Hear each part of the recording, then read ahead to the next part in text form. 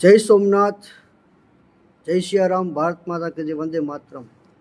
આજે જે મારે શિક્ષણ માટે અને ધર્મ માટે થોડુંક કહેવું છે કે જે આજે જે સંસ્કૃતિ છે, ધર્મ છે, વિચારો છે, શહીદો છે, સુરવીરો છે, સંતો છે, ઋષિમુનિઓ છે, આ ભારતમાં જે આર્યવ્રતના જે શહીદો છે, પરંપરા છે, જીવનનું ઘડતર છે એ ઓછું થતું જાય છે. માણસના જ વિચારો આજે ફેરફાર થતો જાય છે. અને આજે સ્કૂલો, સરકારી સ્કૂલો, કોલેજો, જે શિક્ષણ છે તે પોતાના વેપાર પૂરતું જ થતું જાય છે. માત્ર ને માત્ર પૈસા કમાવો, રૂપિયો કમાવો, નોકરી મળે એ પૂરતી, એ પણ જરૂરી જ છે.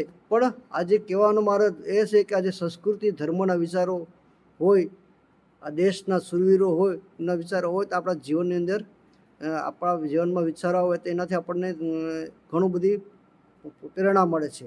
આપણા બાળકોમાં પણ સારા વિચારો મળે.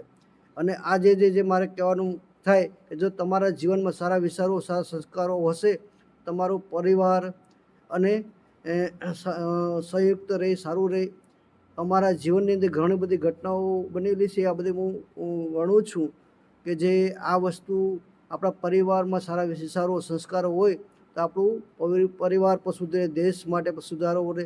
આજે ભોગવાદી માણસો થઈ ગયા છે, એકબીજાને પ્રત્યે પ્રેમ નથી, લાગણી રહેતી રહી. જેથી આજે પહેલાંનું જે શિક્ષણ જોઉં હોય ને તો પાયામાંથી શિક્ષણ હતું. સરકારને પણ મારે કહેવું છે કે પાયામાંથી શિક્ષણ હોય ને તો ઘણું બધી આપણા દેશનું પણ હિત બને. કારણ કે આજે વર્ષો જૂની વાત કરીએ તો પોતાના જે 10-12 ધોરણ ભણેલા હતું હોય ને તો એ આજે એ વડીલો કેટલા ટોચ ઉપર થઈ ગયા છે. પણ પાયામાં જ શિક્ષણ હતું એટલે. બીજું કેવું કે આજે સરકારી સ્કૂલોની અંદર છે ને બહુ શિક્ષણ સારું નથી. અને પ્રાઇવેટ સ્કૂલોમાં જઈએ ને તો ઘણું બધું શિક્ષણ પણ સારું છે. ઘણું બધું શિક્ષણ સારું છે, કારણ કે ત્યાં ઓછો પગાર છે પણ શિક્ષણ મોટું છે. અને સરકારી સ્કૂલોમાં શિક્ષણ નબળું થતું જાય છે, કારણ એના જવાબદાર આપણને બધાને ખબર જ છે. અને અમુક લોકો એમ કહે છે કે ભાઈ અમને આ કામગીરી મળે છે, પણ કામગીરી ભલે મળતા હોય પણ તમને જે 12 થી 5 નો સમય હોય, એ સવારનો સમય, એમાં તમે સારું શિક્ષણ ભણાવો. મારો કોઈનો કોઈ વિરોધ નથી, પણ દેશ માટેનું મારે કહેવા માગું છું. અને સરકારને પણ મારે કહેવું, આ દેશ તમામ શિક્ષકોને પણ કહેવું છે કે તમે છે ને તમે તમારા હૃદયથી ધ્યાન દઈ, આ મનથી ધ્યાન દઈને આ દેશ માટે, સંસ્કૃતિ માટે બાળકોને ભણાવો. સારું શિક્ષણ આપો, દેશ માટે સંસ્કૃતિના વિચારો આપો, ધર્મના વિચારો આપો. તેનું ભવિષ્ય સુધરે. માત્ર શિક્ષણ રૂપિયા કમાવા પૂરતું નથી. આ દેશના માટે, સંસ્કૃતિ માટે થોડો આ ધર્મ માટે ઋષિમુનિ સંતો થઈ ગયા છે, આ દેશ માટે શૂરવીરો થઈ ગયા છે, દેશ માટે કોઈને બલિદાનો આપ્યા છે. શહીદ ભગતસિંહ, ગાંધીજી, એવા ઘણા લોકો આપણે મોટું વર્ણન કરીએ ને ટૂંકમાં સમજાવું છું કે આ દેશ માટે, સંસ્કૃતિ માટે ઘણા બધી થઈ ગયા છે. એને પણ આપણા બાળકોના જીવનમાં આવે તો એના જીવનમાં ઘણી બધી પ્રેરણાઓ આવે. જીવનમાં સુખ દુઃખ આવે, તડકો સાય આવે તો એને એમાંથી પ્રેરણા મળે. રામ અને શ્યામ, શિવ અને જીવ જેવા વિચારો મળે ને તો આવનારા દિવસોમાં એને અડીખમ ઊભો રહે. આ દેશનું ભવિષ્ય બને. સારા સંસ્કારો, સારા વિચારો આવશે ને તો આ દેશનું ભવિષ્ય બને. સરકારને પણ કહું તો થોડુંક નાનપણથી પાયામાં શિક્ષણ આપો.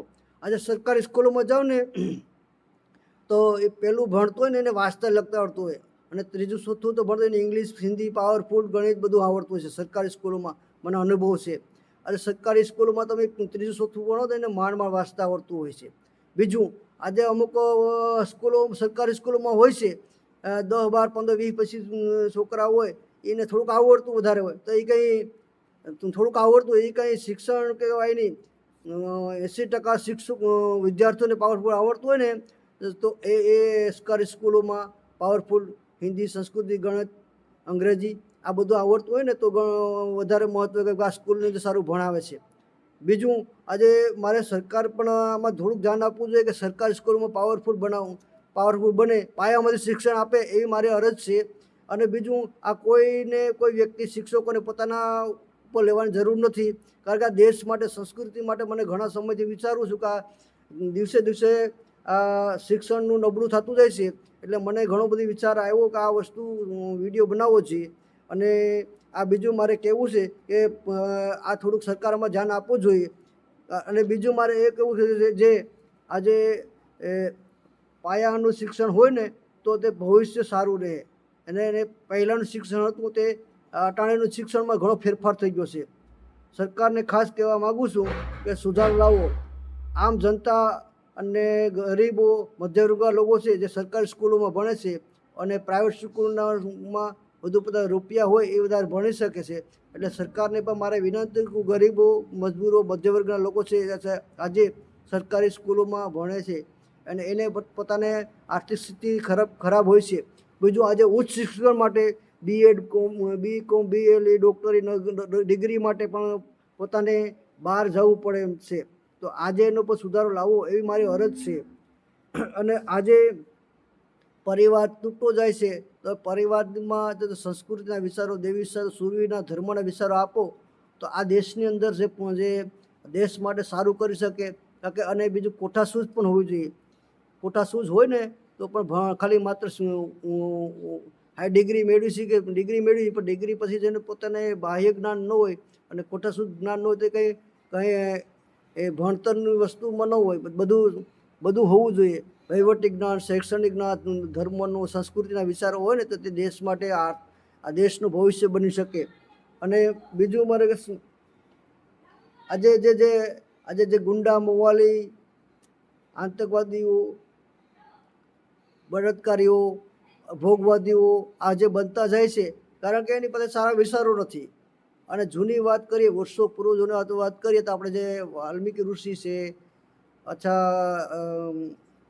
બીજા ઘણા બધી એવા દ્રષ્ટાંત આપીએ ને, જેસલ તોરલ છે, જગમાં સોલટો કહેવાતો જેના પર એને સારા વિચારો મળી ગયા તો એ આજે એને પીર પૂંજાય. વાલ્મીકી ઋષિ જે તે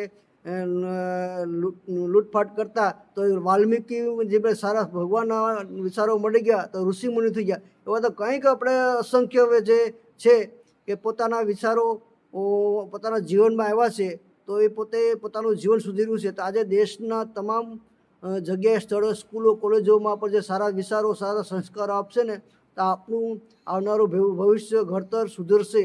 અને દેશ માટે, સંસ્કૃતિ માટે, ધર્મ માટે કોઈ પણ પોતે આ દેશ માટે બલિદાન આપ્યું છે ને એ પોતાનું સાર્થક રહેશે. એટલે મારો કોઈ વ્યક્તિગત વચમાં કોઈ ન લે, કારણ કે મારો હિત છે દેશ માટે, સંસ્કૃતિ માટે, ધર્મ માટે થાય. અને સરકારને પણ મારી વિનંતી છે કે આ થોડુંક શિક્ષણમાં સુધારો લાવો અને દેશ માટે, સંસ્કૃતિ માટે, ધર્મ માટે અને સારા ઉચ્ચ શિક્ષણ માટે જો સુધારો લાવે અને ગરીબો, મજદૂરો અને મધ્યમ વર્ગને પણ સારું ભણી શકે.